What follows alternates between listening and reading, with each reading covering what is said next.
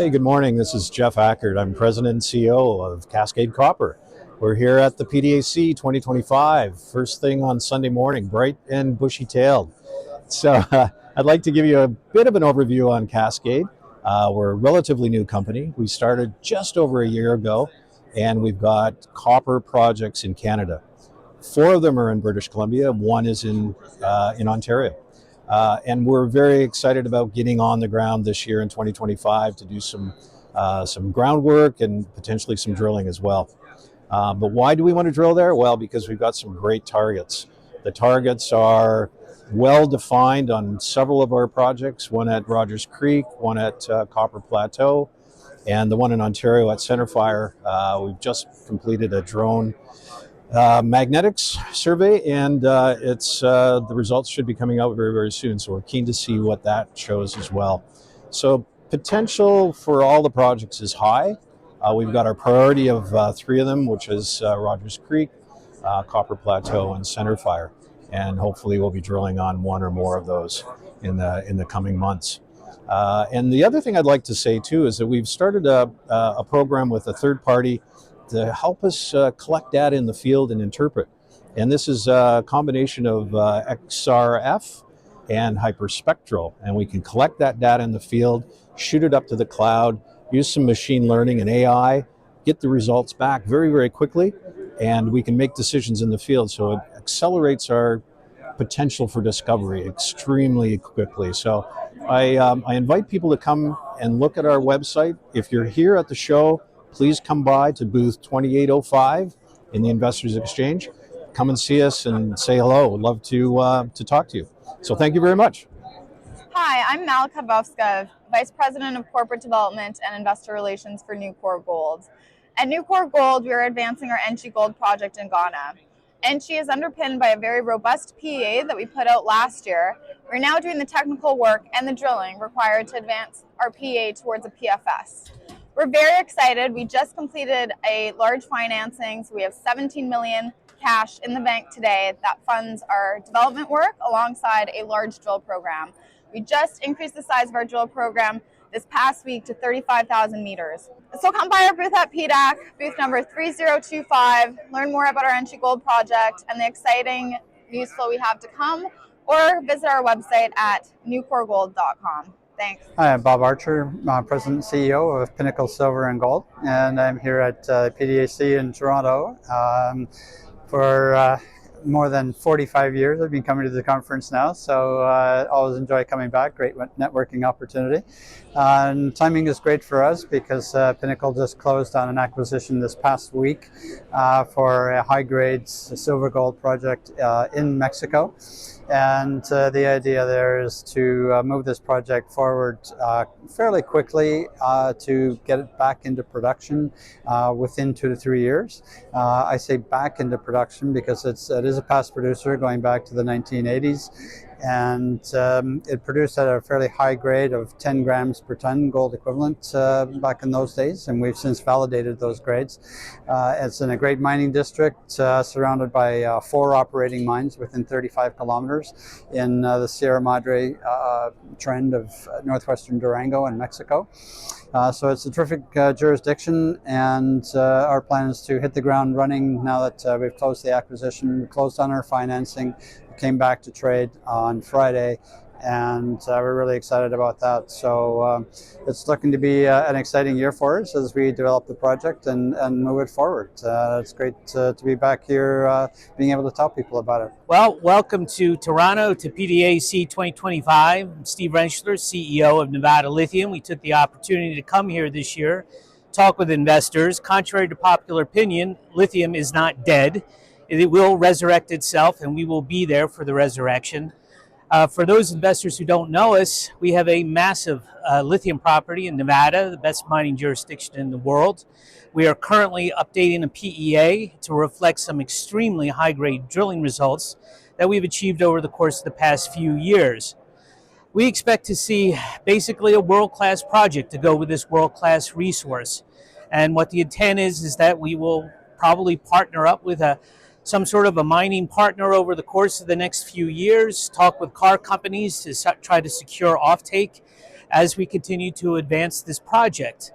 We have many, many tens of millions of dollars put into this, defining the project. Even though it is already world-class, we're second only to Thacker Pass in Nevada right now. We don't feel the need to get into a nuclear arms race and try to prove that we're the biggest, but I think we are. We could do that with some more drilling, but realistically, we're starting to really work on the block and the tackling. We're working with Flora Enterprises, who is known throughout the world for its technological prowess in unlocking lithium recovery flow sheets. They've done some of our contemporaries in Nevada, namely Rhyolite Ridge. They've worked with Thacker Pass. We're very, very happy with the progress that they're making, and we think all of that work will be reflected in the course of the next few months with an updated PA towards the end of April. From there, we're going to continue to move forward. And the name of the game is never stop. Try to get to preliminary feasibility study, continue to work with car companies, mining houses, energy companies, anybody who believes in the long-term future of lithium like we do. We're very blessed with a great resource, a great technical team full of prowess and experience, coordinated with a bunch of shareholders coming out of Europe, out of Toronto, who are there to support us, and we know we will be there as things get better, and I think they will get better soon. So thanks for listening to the message. Thanks for Six, who takes care of all of our needs on the internet, does it with an excellent eye, and which we're always congratulated. So thanks from Toronto, and we'll talk to you all later. Hi, I'm David Stein, President and CEO of Kuya Silver. And why you should buy Kuya Silver: we are one of the very few silver mining companies. We have a producing silver mine in Peru. We just started up and we're ramping it up this year. We've got a huge district scale land package around the mine. So once we get it up to our phase one, we can keep expanding, keep exploring, keep drilling. And we're going to make this into a huge silver mine over the next few years. We also have a second project in Northern Ontario, Canada, where we've got some of the highest silver grades in the world. So that one, it's in a historic camp with great access to great infrastructure, and we're drilling there right now. So we've got lots of news, but most importantly, cash flow very soon as we ramp up the Bethania mine in Peru, and that really differentiates us from the hundreds and thousands of other juniors out there that just explore forever. We're hitting pay dirt. Good day, my name is Ian Bliss, and I'm President and CEO of Northern Shield Resources. Northern Shield's flagship property is a root and cellar project in the Burin Peninsula of Newfoundland. The project is being explored for epithermal gold in association with tellurium and silver and associated porphyry copper. What sets root and cellar apart is the association with tellurium. Tellurium is a rare critical metal, probably one of the rarest of the critical metals, 8 times more rare than gold. And its primary use is in solar panels. But what really intrigues me about the tellurium is it's often associated with very large alkaline-driven epithermal gold systems. And that's what really differentiates the root and cellar project from many of the other epithermal occurrences in Newfoundland and across Canada. And so that really positions the project both as a investment opportunity for critical metals, but leveraged by a very large-scale gold system along with porphyry copper. And so epithermal gold and porphyry copper are related. They're really end members of the same system. Typically, the porphyry copper is much deeper than the epithermal gold, but for various reasons at root and cellar, they've been telescoped side by side, so we actually have an epithermal gold occurrence adjacent to what appears to be a very large copper porphyry system. And so epithermal gold systems are very well known for the bonanza grades of gold, silver. And clearly at root and cellar, we have grades of up to 111 grams per ton gold, 1,400 grams per ton silver, and 700 ppm tellurium, which is a very high grade indeed. And so the high grades at root and cellar are very apparent, but it's also a very large footprint. And that sets up root and cellar to be not only one of those high grade systems, but one of those rare epithermal systems where you don't only have the high grades, but it has a very large footprint and a very high tonnage potential. So it's an earlier stage project. Northern Shield is the first company to ever explore this area for epithermal gold and porphyry copper. And we're just going into our third drill program coming up in the late spring. And so please keep an eye on the project because it promises to be a very pivotal drill program for Northern Shield. Hi, my name is Brianne Bay. I'm President and CEO of Angus Gold, which is listed as GUS on the TSX Venture Exchange. Angus is a Canadian gold explorer with a large land package located in the Wawa Gold Camp. We're uniquely positioned adjacent to existing infrastructure, and we're also conveniently situated between two operating mines, the West Dome Eagle River Mine and Alamos's Island Gold Mine.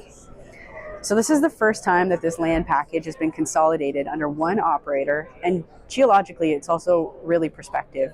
It sits in a greenstone belt that is debated to be the western extension of the Abitibi Greenstone Belt. So despite the proximity to infrastructure, I think these reasons really contribute to why it's gone so underexplored, representing a fantastic opportunity to find something new.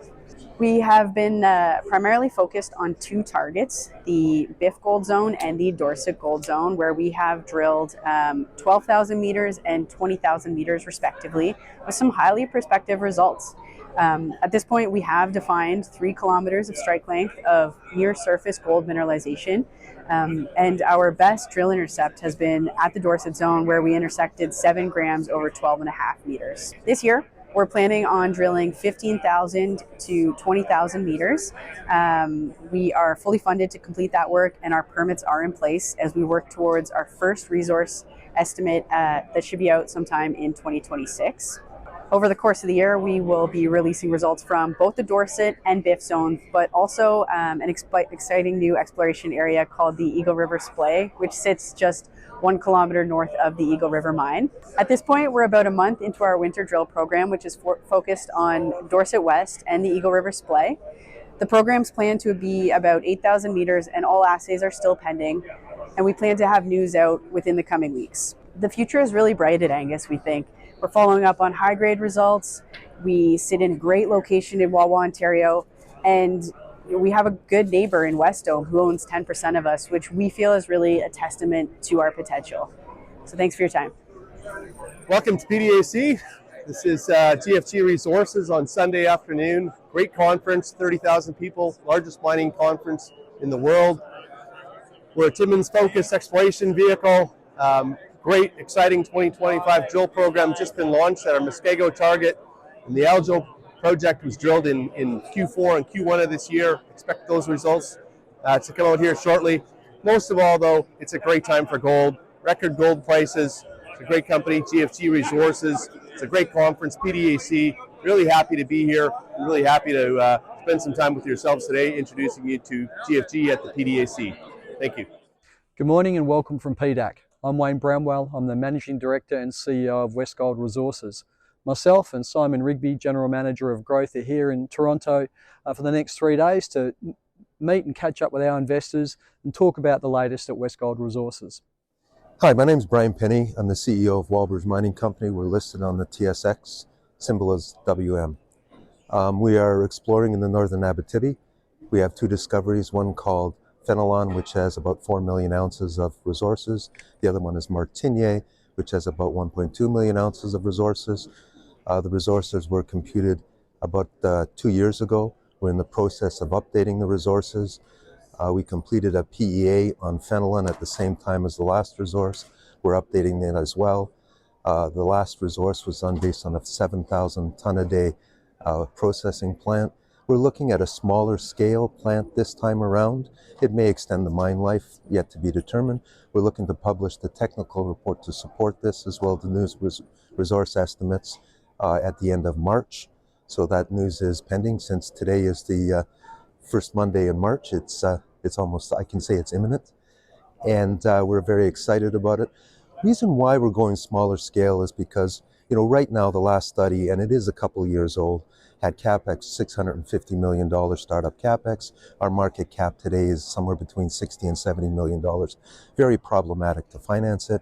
We're hoping to reduce the upfront CapEx in this study, which allows us to continue to de-risk it, to start the permitting process in Quebec, and then take it to the next step from there.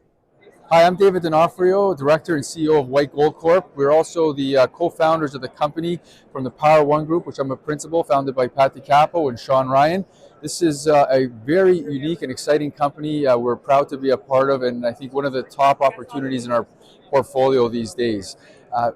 In brief, there's a ton of stuff to go on in this company, but I'll focus on sort of some of the big highlights. The company's properties are founded in the Klondike district of the Yukon. This is the epicenter of the famous gold rush, which started 125 years ago. Since that time, there's been over 20 million ounces of placer gold mined at surface. But up until about 15 years ago, there was almost no modern day exploration until our partner Sean Ryan went there with a theory that with that much gold on surface, it didn't come from the sky. There has to be more in the bedrock. And he took a long time to analyze what sort of he saw going on there. It was a very different environment than what most prospectors are used to seeing, because of the fact that it was not glaciated. Anyway, Sean was able to crack the code and in a very short amount of time make two major multi-million ounce discoveries. One of them was with a company called Kaminak that was acquired by Goldcorp for $550 million. That's called the Coffee Deposit, which neighbors our portfolio. The other discovery is the Golden Saddle. It's part of the White Gold Project, which White Gold Corp owns. That is now over 2.3 million ounces. It's the fifth highest grade deposit in Canada, over 2 million ounces. So that there is sort of our flagship value provider in our portfolio. That project is open for expansion in all directions, but even more exciting than that is we've made several very significant new discoveries in a very close proximity, and that is always the way to get your best bang for your buck. First of all, you have the best opportunity of finding new gold, and those are the opportunities to really increase the size of your project. And just this year we discovered probably what could be the largest and most intense new target in that area. It looks very similar to our flagship deposit, so we're extremely excited.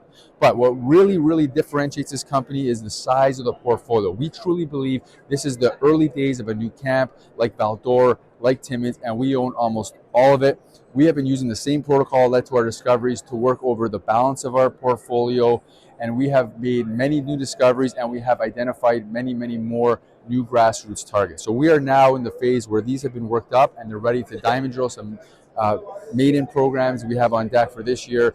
Extremely excited to get out there and drill those. That's all on the gold side. And another kind of kicker, which has really sort of come to light in the past couple of years, is with a portfolio this big in an area with such great geology, it's actually not surprising that we have other elements in abundance. So we have several very large and very advanced critical mineral targets, copper, molybdenum, other metals, and we are now have spent a bunch of time and getting these to be drill ready. Two of them, just to name a couple, are right next to Western Copper Gold's Casino project. That is one of the largest copper gold porphyries in Canada.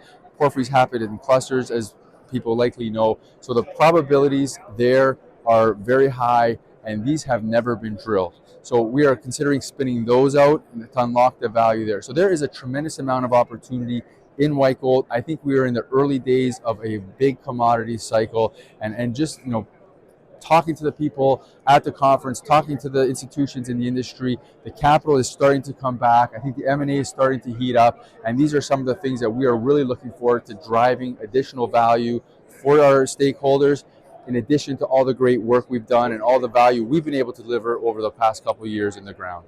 So very excited. Please stay tuned, check out our websites, and come and join us for the ride.